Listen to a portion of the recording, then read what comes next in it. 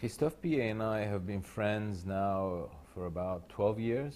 I met him when I was doing where I had just finished or nearly finished my second hotel in Paris, in the 9th arrondissement, which was called Pavillon de Paris. Voted the best designer of France in 1994. And what interested me with Christophe is that he had never done a hotel previously.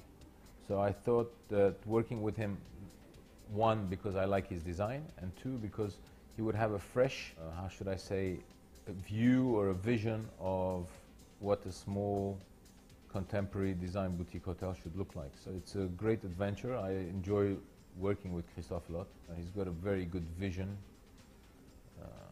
We are, how should I say, very complementary in how we work, how we perceive this niche market, and how we would like the hotels of the 21st century, or the small contemporary hotels of the 21st century, to evolve.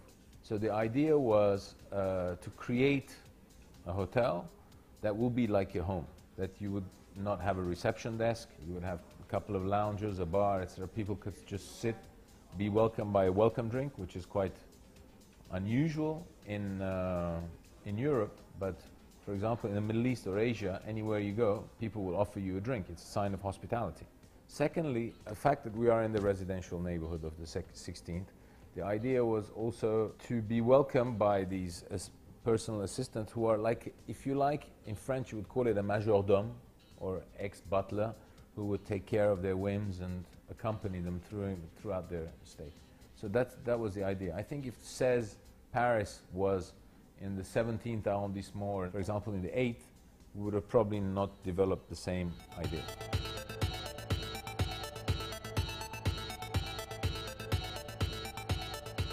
So basically, not say no automatically to what a guest requires. I mean, if somebody comes to us and says, I would like to fly a helicopter over Paris, 99% chance that we cannot do it, but there's just 1% chance that we could maybe get the authorization and do it. So we'll obviously try and find out if we can do it or not. We choose original art in the hotel rooms, depending on where it is. For example, Says Paris is based a lot around photography. Saint-Tropez, for now, we have been looking into maybe sculptors, to do 1 or 2 sculptures in the gardens rather than having the art in the rooms. I think that's, you know,